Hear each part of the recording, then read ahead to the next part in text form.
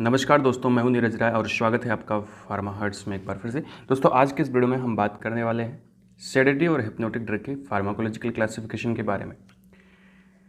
दोस्तों, सेडेटिव और hypnotic drugs होती क्या हैं? तो सेडेटिव ड्रग्स ऐसी ड्रग्स होती हैं जो कि रिड्यूस करती हैं आपके एक्साइटमेंट को और थोड़ा सा ऐसे सुस्ती लाती हैं, उसको हम लोग बोलते हैं sedative drugs. And hypnotic drugs ऐसी ड्रग्स होती हैं जो एज सेम काम करती हैं सेडेटिव की तरह, लेकिन यहाँ पे ये सुस्ती लाने के बजाय आपको natural sleep as a natural sleep आपको सुला देती हैं। कहने का मतलब कि सेडेटिव ड्रग्स थोड़ा सा ऐसे कम डोज की ड्रग होती है और उसी को अगर हम ज़्यादा डोज में दे देते हैं तो सेम ड्रग जो है वो हिप्नोटिक का काम करने लगती है। कहने का मतलब कम डोज में देंगे तो सुस्ती आएगी, ऐसे नींद आएगी लेकिन नींद आप सोओगे नहीं, और जो हिप्नोटिक ड्रग्स होती है उसको खाने के बाद आपको नींद आ ही जाएगी और सो जाएंगे। बात करेंगे ये सारी चीज़ें अगले किसी वीडियो में बाद में। अभी हम लोग बात करते हैं केवल क्लासिफिकेशन के लिए। तो क्लासिफिकेशन को लेकर के आपको ज़रा भी परेशान होने की ज़रूरत नहीं है, क्योंकि ये केडी त्रिपाठी से बिल्कुल केडी त्रिपाठी से ही कॉपी किया गया है। तो उसमें आपको परेशान होने की ज़रूरत नहीं है कि क्या गलत है क्या सही है, जितना है उतना लिखना है।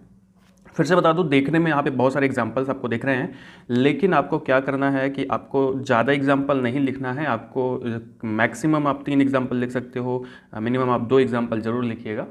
और अगर आपकी कैपेसिटी है तो आप सारे एग्जाम्पल याद कर लीजिए, ठीक है, आपके लिए अच्छा रहेगा। तो अभी देखते हैं कि सेडेटिव और हिप्नोटिक ड्रग्स होती क्या है, आप समझ गए। देखो, सेडेटिव और हिप्नोटिक ड्रग्स को बांटा गया है 4 भागों में, 1, 2, 3, 4। पहले भी मैंने बताया था कि अगर आप सीएनएस की कोई ड्रग पढ़ रहे हैं तो बेंजोडाइजेपिन, बार्बिचुरेट आप बिल्कुल रट लीजिए, ठीक है। इसके एग्जाम्पल्स आप रट लीजिए।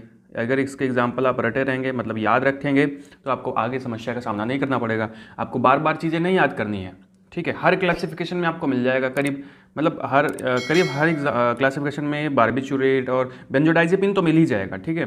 तो इसलिए इन दोनों को जरूर याद कर लीजिए। हर मतलब आप जहाँ देखेंगे वहाँ पे होगा, तो इसके एग्जाम्पल आपको बार बार याद करने की ज़रूरत नहीं रहेंगे, ठीक है। भले ही आपको बहुत ज़्यादा क्लासिफिकेशन याद करना है। दूसरी बात, ट्रिक की बात करें तो मैं ट्रिक नहीं बताने वाला हूँ, क्योंकि ट्रिक जो है वो आप खुद बनाइए। खुद बनाएंगे तो आपके लिए अच्छा रहेगा, और अगर मैं बना के दूंगा तो आप उसमें भी कन्फ्यूज़ हो जाएंगे।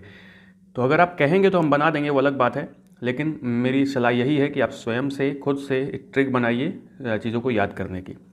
तो चलिए देखते हैं कि इसको बांटा गया है कितने भाग में। इसको बांटा गया है 4 पार्ट में। एक है बेंजोडाइजेपिन, दूसरा है बार्बिचुरेट, तीसरा है non benzodiazepines. Actually non benzodiazepine को हम लोग बोलते हैं न्यूअर नॉन बेंजोडाइजेपिन हिप्नोटिक्स, और कुछ अदर सीएनएस डिप्रेसेंट हैं जिसको हम मिसलिनियस भी लिख सकते हैं। आप लिख सकते हो मिसलिनियस, मतलब सब कुछ मिला करके। एग्जाम्पल्स आपको कैसे याद करने हैं, फिर से बता रहा हूँ कि 2 एग्जाम्पल याद करने हैं।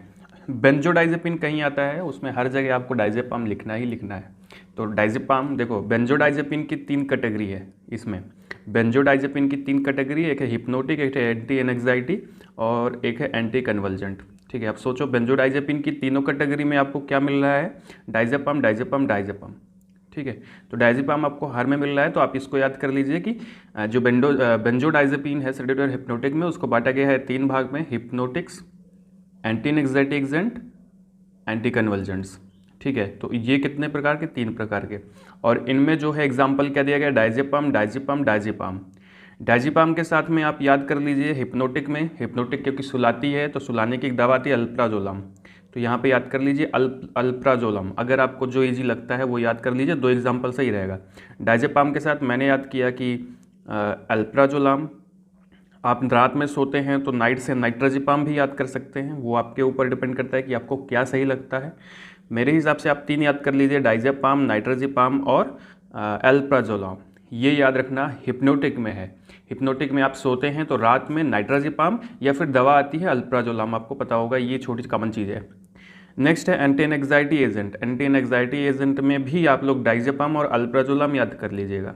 जब आप सोएंगे ना तो ऐसे नींद की गोली खा के तो आपको थोड़ा चिंता उनता से मुक्ति मिलेगी।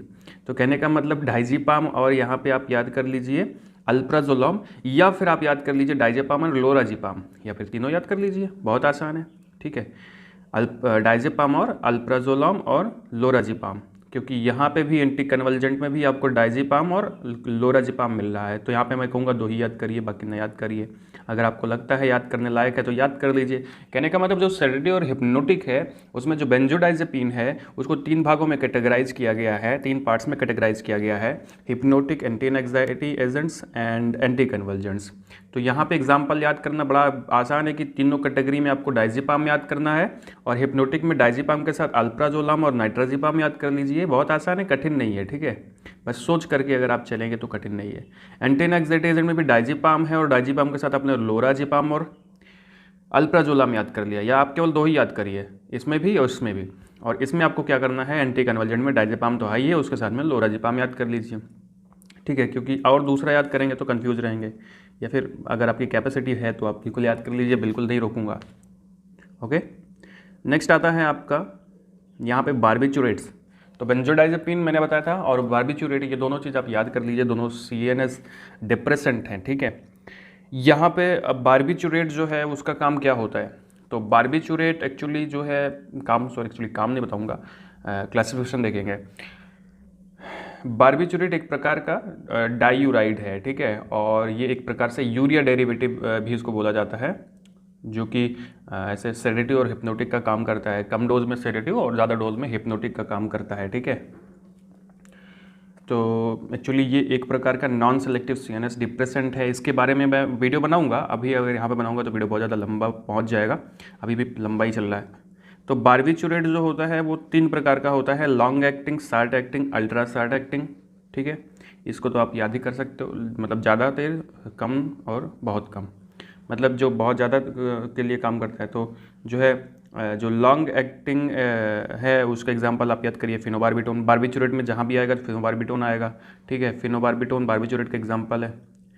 और उसके बाद शार्ट एक्टिंग में फिनोबार्बिटोन फिर से आता है, लेकिन फिनोबार्बिटोन की अगर कम डोज दी जाती है तो वो जो है शार्ट एक्टिंग होती है। और उसके साथ में ब्यूटोबार्बिटोन, आपको सभी याद करना पड़ेगा यहाँ पे, फिनोबार्बिटोन और ब्यूटोबार्बिटोन। तो कहने का लॉन्ग एक्टिंग में फिनोबार्बिटोन, और शार्ट एक्टिंग में जो है वो है ब्यूटोबार्बिटोन एंड फिनोबार्बिटोन। और नेक्स्ट आपका आता है अल्ट्रा शार्ट एक्टिंग में थियोपेंटोन और थायोपेंटोन, और एक्चुअली थियोपेंटोन है, थियोपेंटोन एंड मेथोहेक्सिटोन, ये आप याद कर लीजिएगा, ठीक है। तो अगर आपको लगता है कि इतना याद करना ज़रूरी है तो याद कर लीजिए, और अगर नहीं आपको समझ में आता, आपको समझ में नहीं आ रहा याद करें कि ना करें, तो कुछ मत करिए कि बार्बिचुरेट लिख दीजिए, उसमें फिनोबार्बिटोन एग्जाम्पल लिख दीजिए, ब्यूटोबार्बिटोन लिख दीजिए, फिनोबार्बिटोन लिख दीजिए, और थायोपेंटोन लिख दीजिए। आप केवल एग्जाम्पल याद कर लीजिए, लेकिन अगर इस तरह से कैटेगराइज करके याद करेंगे तो आपके लिए अच्छा होगा, ठीक है। तो ये मुझे लगता है आपको समझ में आया होगा थोड़ा सा। नेक्स्ट होता है नियर नॉन बेंजोडाइजेपिन, मतलब कुछ ऐसे बेंजोडाइजेपिन जो कुछ ऐसी ड्रग्स जो कि बेंजोडाइजेपिन नहीं है। तो इसमें जो एग्जाम्पल केवल आपको याद करना है, और वो एग्जाम्पल मुझे लगता है आप जोपिक्लोन याद कर लीजिए, ठीक है। जोपिक्लोन आपके लिए सही रहेगा। एक एग्जाम्पल याद कर लीजिए, अगर दूसरा याद करने हैं तो आप जेलेप्लॉन याद कर लीजिए, जो भी आपको इसमें से ईजी लगता है। मेरे हिसाब से ये और ये दोनों आप जेड से याद करेंगे तो आपको सही रहेगा। एक्चुअली सारा जेड से ही ज़्यादातर दिख रहा है इसमें, लेकिन 2 से ज़्यादा ना याद करिए, नहीं तो फिर कंफ्यूज हो जाएंगे। नेक्स्ट है अदर CNS डिप्रेसेंट, कुछ और CNS डिप्रेसेंट जिसको हम लोग मिसलिनियस में भी रख सकते हैं, मिश्रित में रख सकते हैं। तो इसमें भी आपको 2 एग्जाम्पल याद करने हैं, जो आपको लगता है कि ईजी है वो आप याद कर लीजिए। अब मेरे हिसाब से सबसे ईजी इसमें है मार्फिन, है ना, मार्फिन याद कर लीजिए। तो मार्फिन कह दीजिए कि जो है ये आती है सेडेटिव हिप्नोटिक ड्रग्स में। मार्फिन जो है वो थोड़ा सा ऐसे सुस्ती लाती है, CNS को डिप्रेस करती है। CNS मतलब सर सेंट्रल नर्वस सिस्टम, ठीक है, आपका मस्तिष्क, आपका ब्रेन, वो उसमें आता है। और दूसरा पैराल्डिहाइड याद करूँगा मैं, अगर मुझे याद करना है तो मैं इसमें याद करूँगा मार्फिन और पैराल्डिहाइड, ठीक है, ये 2।